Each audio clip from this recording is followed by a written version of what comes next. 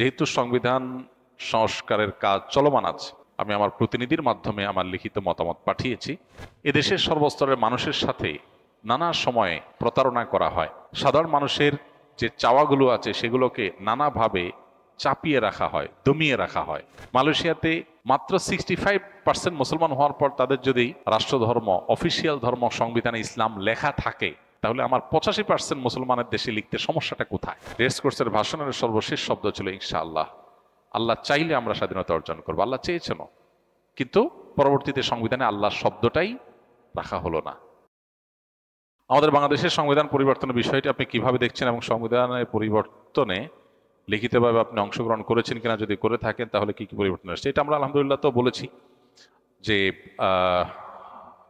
যেহেতু সংবিধান সংস্কারের কাজ চলমান আছে, সেখানে তারা সর্বসাধারণের মতামত গ্রহণ করার জন্য অনলাইনে যে উন্মুক্ত লিঙ্ক দিয়েছে, সেখানে সাধ্য অনুযায়ী সবাই যার যার যুক্তি, যার যার বুদ্ধি অনুযায়ী, বিবেক বিবেচনা অনুযায়ী মতামতগুলো দেওয়া উচিত। আমাকে পার্সোনালি যে চিঠি তারা দিয়েছেন লিখিত মতামত গ্রহণ করবার জন্য, যেহেতু আমি দেশে ছিলাম না, সেজন্য আমি আমার প্রতিনিধির মাধ্যমে আমার লিখিত মতামত পাঠিয়েছি। আরো ওলামা একরাম গিয়েছেন, আরো বিভিন্ন মানুষজন গিয়েছেন। আমাদের আশা তাদের কাছে, প্রত্যাশা তাদের কাছে, এদেশের সর্বস্তরের মানুষের সাথে নানা সময়ে প্রতারণা করা হয়। সাধারণ মানুষের যে চাওয়াগুলো আছে সেগুলোকে নানাভাবে চাপিয়ে রাখা হয়, দমিয়ে রাখা হয়। এদেশের সর্বস্তরের মানুষ তারা আল্লাহর প্রতি আস্থা এবং বিশ্বাস রাখতে ভালোবাসে। তারা বিসমিল্লাহ দিয়ে প্রত্যেকটা কাজ করতে এদেশের বিষয়ক মানুষ পছন্দ করে। সংখ্যাগরিষ্ঠ মানুষের চিন্তাধারা এটা সংবিধানে প্রতিফলিত হবে, এটাই স্বাভাবিক। মালয়েশিয়াতে 65% মাত্র মুসলমান, মাত্র 65%। আমাদের দেশে 80-85% মানুষ মুসলমান বা তারও বেশি। মাত্র 65% মুসলমান হওয়ার পর তাদের যদি রাষ্ট্রধর্ম, অফিসিয়াল ধর্ম সংবিধানে ইসলাম লেখা থাকে, তাহলে আমার 85% মুসলমানের দেশে লিখতে সমস্যাটা কোথায়? এই বিষয়গুলো সাধারণের যে আকাঙ্ক্ষা আছে সেটাকে দমিয়ে রাখার চেষ্টা করার নামান্তর। এ ধরনের কোর ইস্যুগুলোতে যদি গণভোট দেওয়া হয়, তাহলে সাধারণ মানুষের মতামত সুন্দরভাবে ফুটে উঠবে। কিন্তু গণভোট কখনো, বিশেষ করে সেকুলার যারা আছেন, তারা কখনো গণভোটে যাওয়ার মতো সাহস তাদের নাই। তারা জানেন যে গণভোট দিলে তাদের জনগণকে দমিয়ে রাখার যে প্রচেষ্টা সেটা সফল হবে না।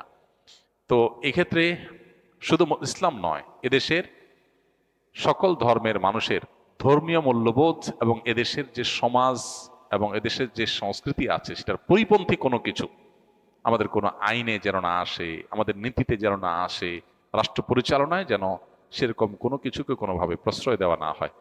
এসব বিষয়গুলোতে আমরা লিখিত আমাদের মতামত জানিয়েছি এবং আমি মনে করি এটা আমার নয়, এদেশের লক্ষ লক্ষ কোটি কোটি মানুষ, ধর্মপ্রাণ মানুষের মতামত। অনেকে এখানে একটা কথা বলেন যে মুসলমানদের ধর্মবিশ্বাস, আল্লাহর প্রতি আস্থা বিশ্বাস যদি লেখেন, তাহলে হিন্দুরা বা অন্য ধর্মের যারা আছেন তারা এই সংবিধান পড়লে কিভাবে পড়বেন?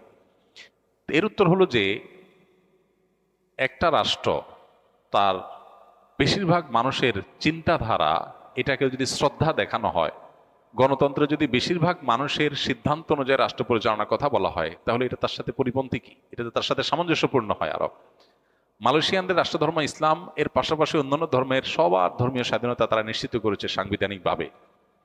তাহলে সেইটা যদি তাদের একটা সুন্দর, সুষম, শান্তিপূর্ণ, সৌহার্দ্যপূর্ণ রাষ্ট্র গঠনে অসুবিধা না হয়, আমাদের সমস্যাটা কোথায়? পশ্চিমারা তাদের অনেক ভালো ভালো জিনিস আছে, সেগুলো আমরা গ্রহণ করতে অসুবিধা নেই, কিন্তু আমাদের নিজস্ব সংস্কৃতি আছে, স্বকীয়তা আছে, সেগুলোকে ধূলিসাৎ করার যে অপচেষ্টা করা হয়, এগুলো বেশিরভাগই স্বার্থের কারণে। স্বার্থান্বেষী মহল তাদের বিভিন্ন ফান্ড তহবিল খেয়ে তাদের বিভিন্ন ইজম বাস্তবায়ন করে।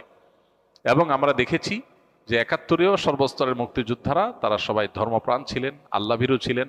হাতে গোনা 1% মানুষও হবে না যারা এর বাইরে ছিলেন, তাদের পার্সেন্টেজটা 1%-এর কম হবে। তারা হারাইফেল রেখে সেজদা লুটিয়ে পড়ে আল্লাহর কাছে দোয়া করে তারপর তারা জুলুম থেকে রক্ষার জন্য তারা চেষ্টা করেছেন, সংগ্রাম করেছেন। এবং রেস কোর্সের ভাষণের সর্বশেষ শব্দ ছিল ইনশাআল্লাহ। আল্লাহ চাইলে আমরা স্বাধীনতা অর্জন করবো, আল্লাহ চেয়েছেন, কিন্তু পরবর্তীতে সংবিধানে আল্লাহর শব্দটাই রাখা হলো না। তো এই যে জনগণের আকাঙ্ক্ষার বিপরীতে কাজ করা, এটা অনেকদিন থেকে চলে আসছে। আমরা আশা করব যে এইবার অন্তত সংবিধান সংস্কারে সংস্কারের সময় সাধারণ মানুষের পালস বুঝে সাধারণ মানুষের যে আপনার আকাঙ্ক্ষা আছে সেটা যেন প্রতিফলিত হয়, সেটা আমাদের প্রত্যাশা হবে। তারা কতটা পারবেন বা করবেন সেটা আমরা জানি না, আমরা আমাদের চেষ্টা করেছি এবং সর্বস্তরের মানুষেরও চেষ্টা করা উচিত। আমরা দোয়া করি আল্লাহ রাব্বুল আলামিন আমাদের এই প্রিয় মাতৃভূমিটাকে সকল ধর্মের মানুষের জন্য নিরাপদ আবাসভূমি হিসেবে এটাকে গ্রহণ করুন।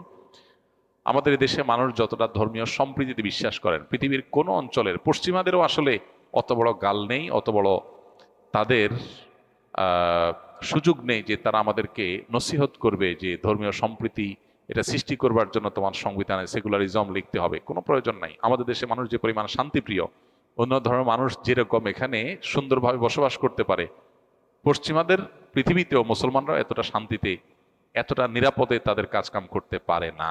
সো আমাদের এখানে তাদের চাপিয়ে দেওয়া বস্তা পচা সস্তা বা অযৌক্তিক বা আমাদের এই অঞ্চলে মানুষের চিন্তাধারার সাথে যায় না সে ধরনের বিষয় আশয়গুলোকে এখানে সংবিধানে বা আমাদের রাষ্ট্রের কোনো জায়গায় চাপিয়ে দেওয়া মোটেই যৌক্তিক হবে না। বারবার মানুষের চিন্তাধারাকে দমিয়ে রাখা, চাপিয়ে রাখার চেষ্টা, সামান্য কিছু হাতে গোনা সেকুলার তথাকথিত বুদ্ধিজীবী, তথাকথিত মিডিয়ার মানুষ, তথাকথিত এনজিও, তাদের চাপিয়ে দেওয়া জিনিসগুলোই বারবার আমাদের দেশে আমরা দেখি যে স্টাবলিশড হয়। তারাই আমাদের সংখ্যাগরিষ্ঠ মানুষের পলিসি ঠিক করে দেয়। সংখ্যাগরিষ্ঠ মানুষের চিন্তাধারাকে ইগনোর করে একটা রাষ্ট্র কখনো এগিয়ে যেতে পারে না। 50 বছর ধরে আমরা এগিয়ে যেতে পারি নাই। অতএব এবার অন্তত আমাদের সংবিধানে সেই বিষয়টা যেন মাথায় রাখা হয়।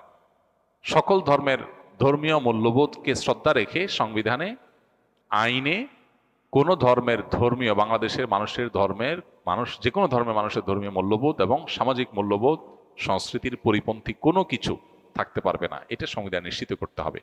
আল্লাহর প্রতি আস্থা এবং বিশ্বাস থাকলে অন্য ধর্মাবলম্বীদের অধিকার নষ্ট হবে না। শরিয়া বা আল্লাহর বিধিবিধান বা আল্লাহর প্রতি ঈমান এবং আস্থা এদেশে মানুষ, সংখ্যাগরিষ্ঠ মানুষ মনে প্রাণে রাখে, সেটাকে সংবিধানে রাখলে আমি মনে করি না কোনো অসুবিধা হবে, বরং সেটা খুব ভালোভাবে বাস্তবায়ন করা সম্ভব। আল্লাহ তাআলা আমাদের দায়িত্বশীলদেরকে, তরুণদেরকে জনগণের পালস অনুযায়ী কাজ করার তৌফিক দান করুন। সংখ্যাগরিষ্ঠ মানুষ কর্তৃক খুব সংখ্যায় নগণ্য মানুষ কর্তৃক সংখ্যাগরিষ্ঠ মানুষের চিন্তাধারাকে দমন করার বা তাদেরকে মিসগাইডেড করার, তাদের উপরে চাপিয়ে দেওয়ার যে চেষ্টা, যে কালচারে দেশে আছে, আল্লাহ তাআলা সেই অপকালচার থেকে আমাদের সবাইকে মুক্তি দান করুন। জাযাকুমুল্লাহ খাইর, জাযাকুমুল্লাহ খাইর। সুবহানাল্লাহি ওয়া বিহামদিহি, সুবহানাকাল্লাহুম্মা